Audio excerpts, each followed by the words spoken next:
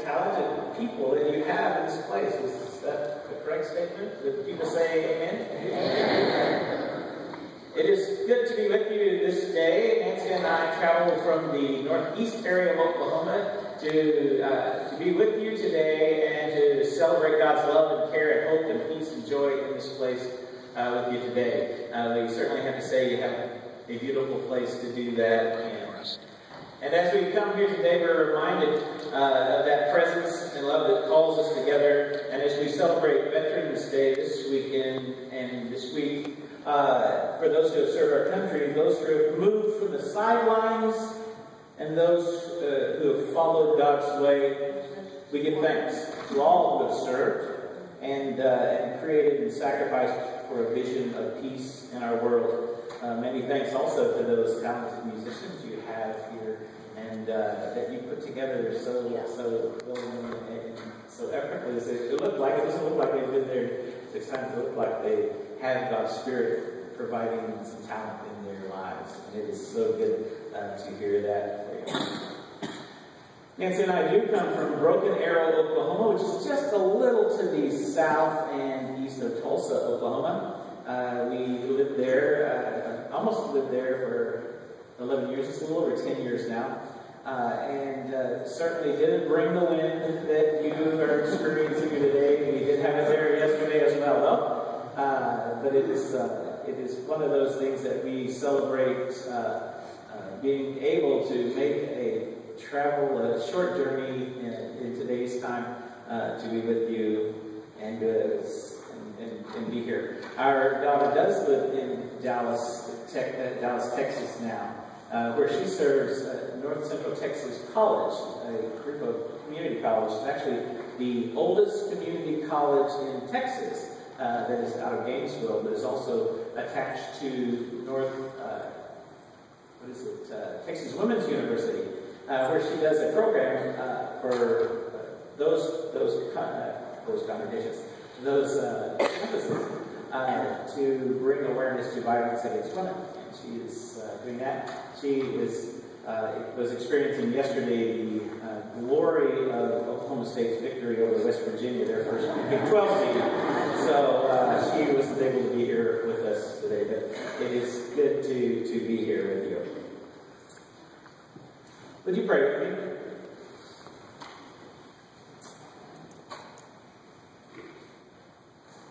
Oh God, as we sit here in this place, come to us.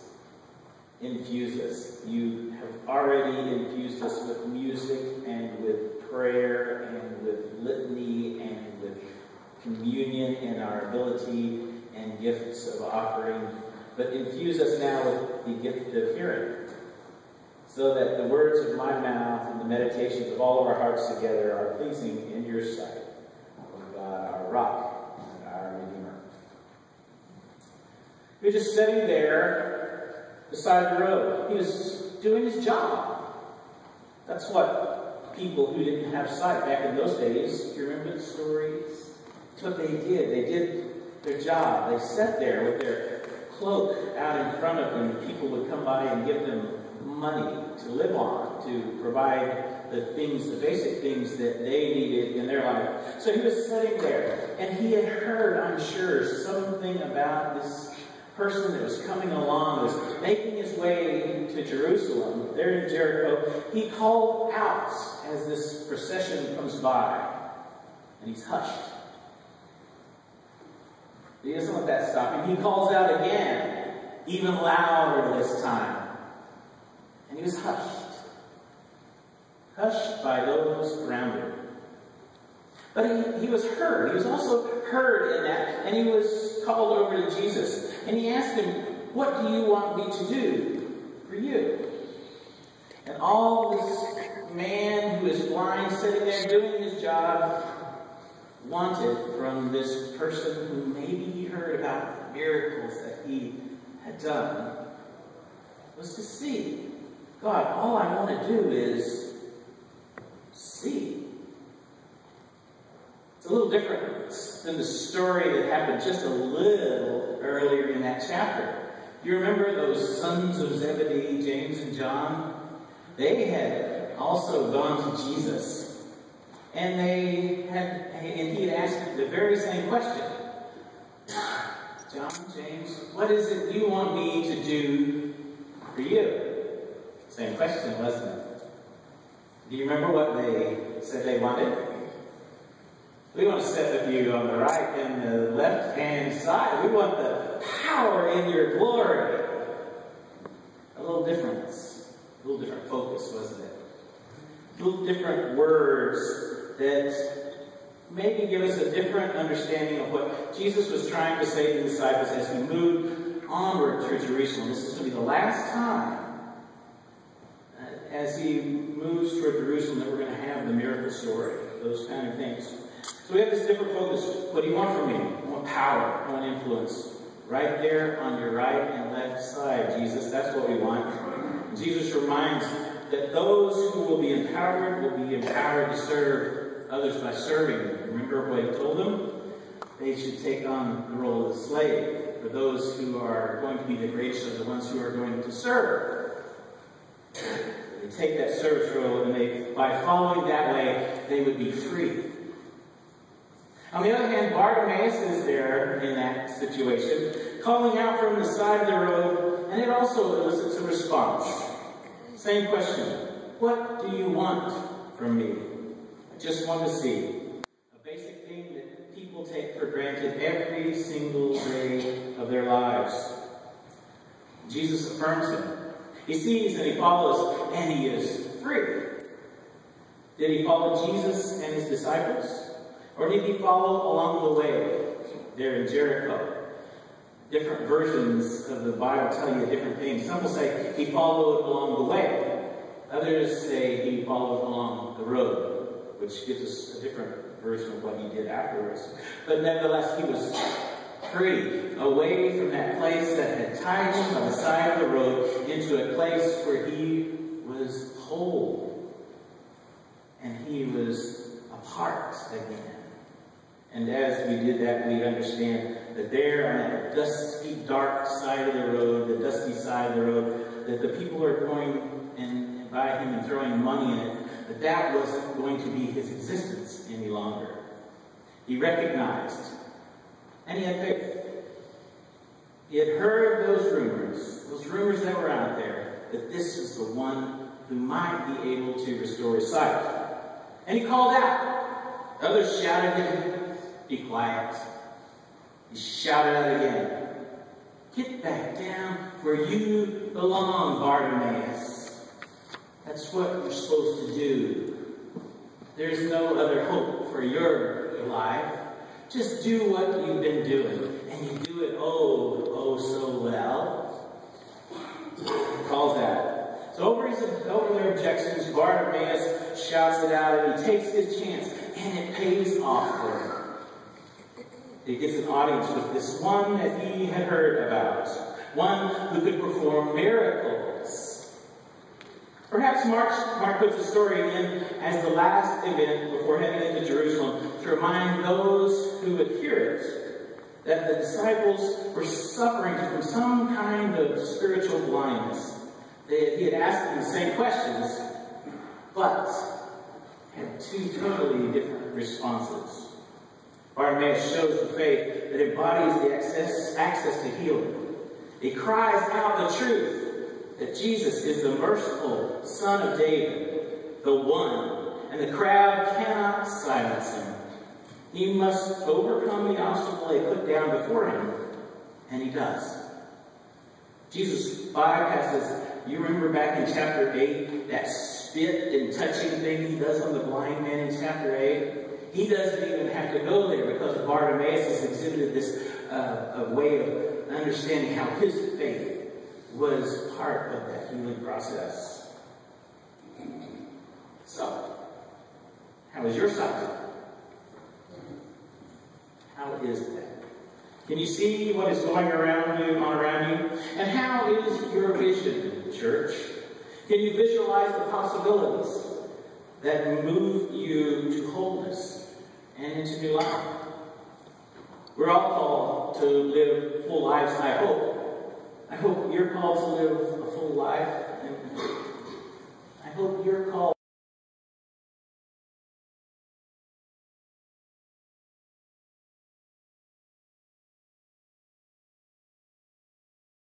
live lives guaranteed and guided by this vision that we are all God's children. All of us have a part to play. But some of us can't even see that.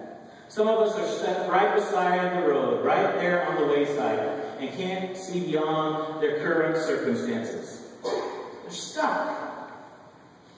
Sometimes they make it out, but sometimes they don't. Many times they don't. Their inability to see better blocks their way to a new vision, a vision quest that they might be called to do. It's easy to give up without a vision, isn't it? So think about it for a minute. Are you sitting beside the road, waiting for something amazing to happen in your personal life? Or as maybe church? Are you calling out? Do you know someone who is? Are you being hushed in your life and existence today? Are others calling out around you? And are they being hushed by you? Now I know you're saying, you're getting personal now, Gary. You're getting personal. But what is your vision? What is our vision as people of God? I know a little bit about being stuck and having problems finding the vision and doing all that. I was raised with 3 older brothers. One day, my mother had a vision for my brother Russell to help me out with my paper route. I knew we had something we had to go do. But Russell didn't share her vision. He didn't see it that way. And Russell was 4 years older than I was. But her vision won out. He wanted to alter my vision of ever wanting him to take me on my paper route again. So Mom had him put me on the back of his motorcycle and take me on my paper route that day. And can you imagine what's going to happen next? I was that little brother that was pushed to the wayside. You remember that? If you have older siblings, you probably know exactly what I'm talking about. I want to go with you. No, you stay here. Side of the road, Gary, again. But there we were on that day, and I'm on the back of this motorcycle, and he's not happy to be driving me around on my paper route. So he decided to make it the fastest paper route ever. I'm on the back of his motorcycle, and we're flying down the sidewalks, not on the road like we should be, on the sidewalks of Anadarko, Oklahoma, the little town in southwest Oklahoma I grew up in. And I'm throwing paper just as fast as I can because the houses are just going really by. And there we were at that spot by the Lefevre's house, just a few houses down from us, almost finished. And I threw the paper to Mrs. Lefevre's front porch, and out of the corner of my eye, out of where the helmet would let me see, my brother did actually put a helmet on me. I saw my brother moving downward on the handlebars.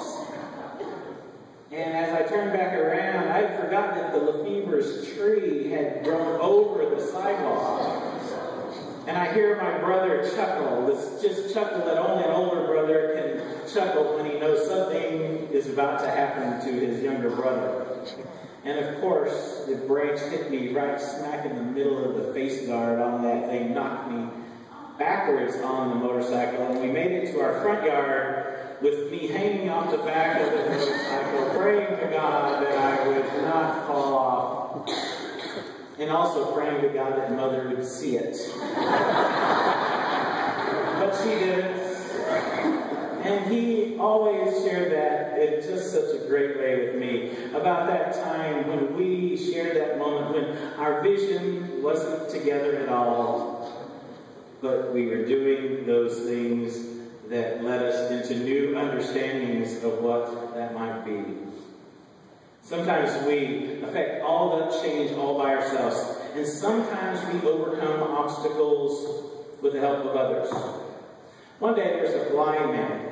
He was sitting on the steps of a building, with a hat by his feet and a sign that read, "I'm blind, please help." A woman came out of the subway, and as she was walking by, she stopped to observe. She saw the blind man had only a few coins in his hat. And she dropped some more coins in, and without asking permission, she picked up the sign and wrote something on it. Then she returned the sign to the blind man and left. After work that afternoon, she walked back by where the blind man was sitting and noticed that his hat was full of bills and of coins. The blind man recognized her shoes and her way she was walking. And he asked her if it was she that had written on his sign earlier in the day and wanted to know what had been written on it. The woman responded, "Nothing that wasn't true." She smiled and she went on her way. The new sign read, "Today is fall, and I cannot see it." It's about perception and whether we are doing this by ourselves or whether we do it with the help of others. As I stand here today, it seems like Lake Ozark Christian Church is living into a new vision. Your website proclaims how you see yourself. Lake Ozark is people gathered in a spirited, challenging worship where music makes the heart sing. A place where the Lord's table is open to all and where no barriers are placed between you and being fed. People with inquiring minds where study and fellowship groups thrive. A people of compassion who have responded for decades to the daily and emotional needs of people at the lake and beyond. Dynamic Sunday school, after school, preschool, and fellowship groups for children, youth, and adults. So how is it going for you, church? How is it going for you? In your quest for a vision of what God is calling you to do, are you all in? Are you sitting off to the side, just waiting? In our personal lives, family lives, church lives, and the lives of people we don't even know, we are a called people. Called to get on up from that place that you staked out, that comfortable place that you staked out along the way. To get on up and recognize that as you cry out, others may try to hush you. To get on up and ask for what you need. And get on up, church. You follow along the way. If you open yourself to the presence which God calls you to be and calls you to see, you will have the opportunity to turn sight into vision and throw away that which holds you beside the road. Whether it is in our personal lives or in the life of this faith community. And if we truly believe God is calling us to move forward and to follow Jesus along this way that we've been given, we have to get up, faithfully overcome the obstacles in front of us, and make a little noise. And make a little noise.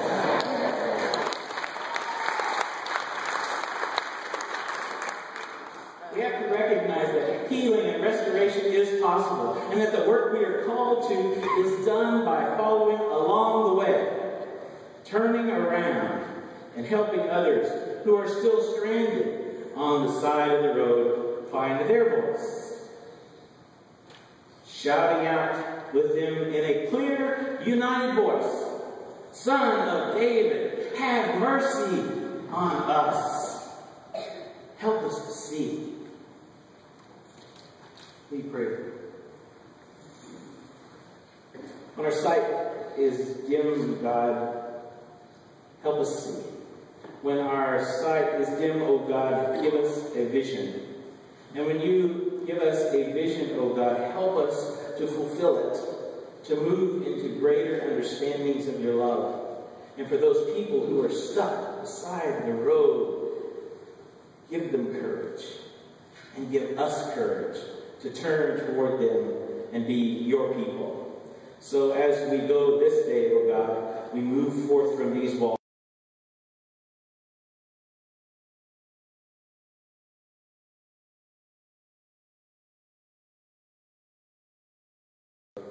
For you call us and to be a people who shows your mercy and presence. And as we do that, oh God, we do what you have called us to do. To love one another and to love you with all our heart.